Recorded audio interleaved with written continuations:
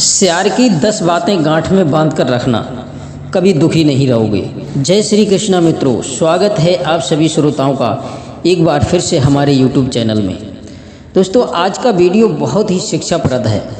आपसे निवेदन है कि वीडियो को बिना स्किप किए पूरा अवश्य देख लेना। तो चलिए सुनते हैं इस ज्ञानवर्धक कहानी को। दोस्तों, पूर्व काल की बात है। एक कश्यप नाम का तपस्वी व्यक्ति था जो बहुत निर्धन था। एक बार एक सेठ ने अपने धन के मद में आकर उस कश्यप नाम के तपस्वी को अपने रथ से धक्का देकर नीचे गिरा दिया, अर्थात उसमें रथ की टक्कर भी मार दी। कश्यप नीचे गिर गया। वह बहुत दुखी हुआ और क्रोध के आवेश में आकर कहने लगा कि धिक्कार है ऐसे जीवन को। दुनिया में निर्धन लोगों का जीवन ही व्यर्थ है। निर्धनों को तो कोई ये समझता ही नहीं है कि ये भी मनुष्य हैं। मित्रों, इस बात से दुखी होकर कश्यप आत्महत्या करने का प्रयत्न करने लगा।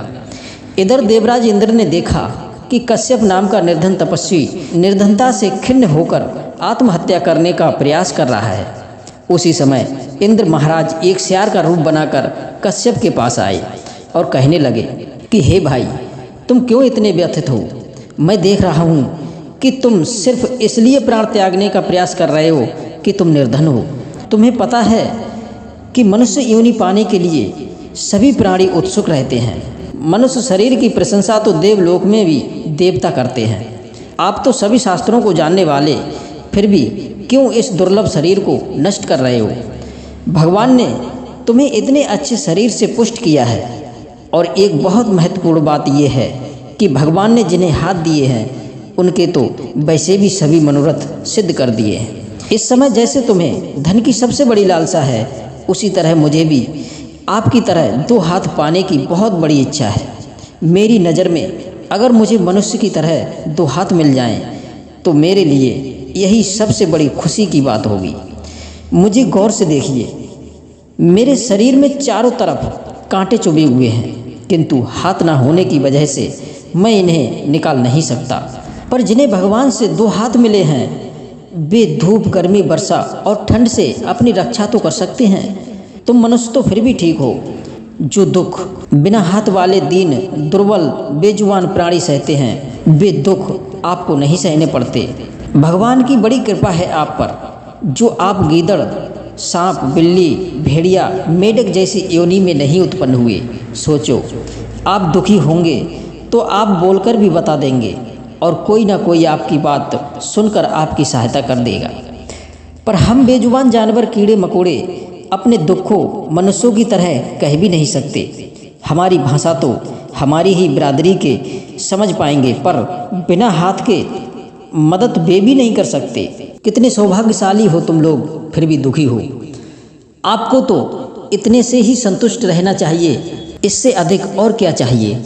देखो, मुझे ये छोटे छोटे कीड़े काट रहे हैं, किंतु हाथ ना होने के कारण हमें इन पीड़ाओं को सहना पड़ता है।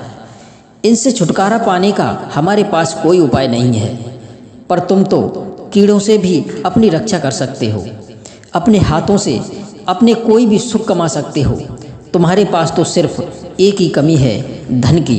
पर हमारे पास धन के साथ साथ सब कमियां ही कमियां हैं। अब बताओ, इन परेशानियों से तंग आकर क्या हम मर जाएं? मनुष्यों की अपेक्षा इतने सुख साधनों का अभाव होते हुए भी हम सब जीना चाहते हैं।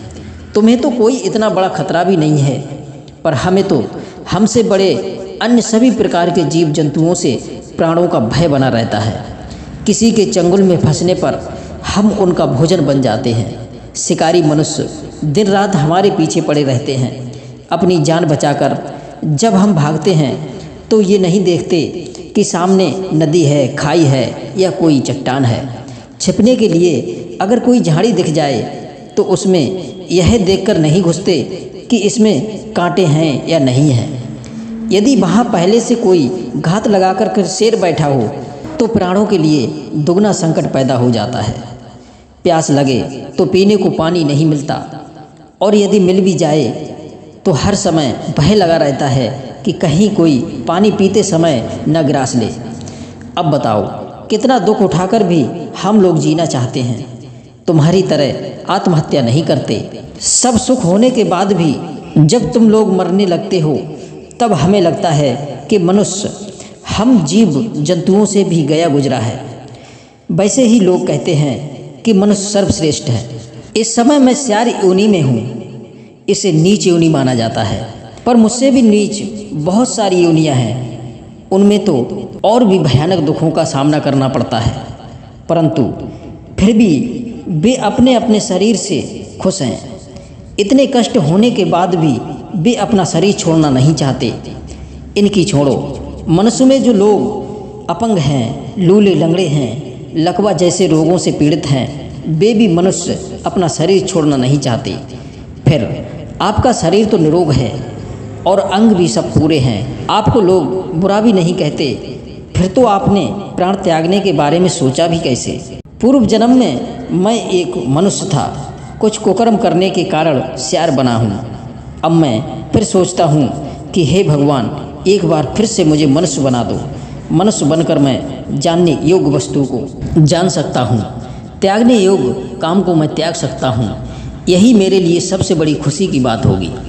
अच्छे बुरे का ज्ञान होगा, खाने और न खाने के योग्य वस्तु की पहचान होगी, कर्म फल का लाभ मिलेगा। ऐसे शरीर को पाकर तो मैं लाख दुख आने पर भी मरने की ना सोचूं।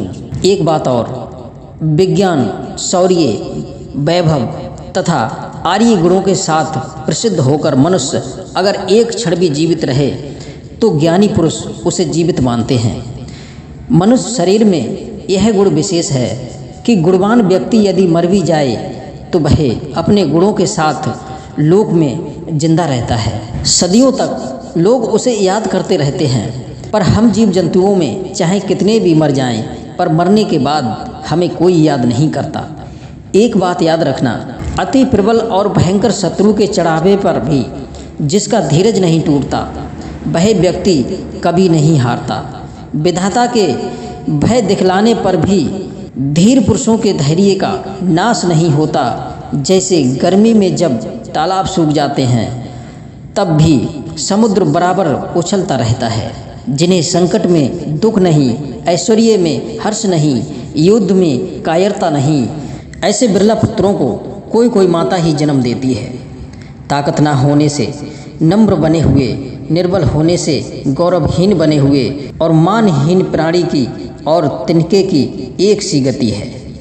दोस्तों, यदि ये वीडियो आपको अच्छा लगा हो तो वीडियो को लाइक और शेयर अवश्य करें। आप सभी दर्शकों का बहुत बहुत धन्यवाद।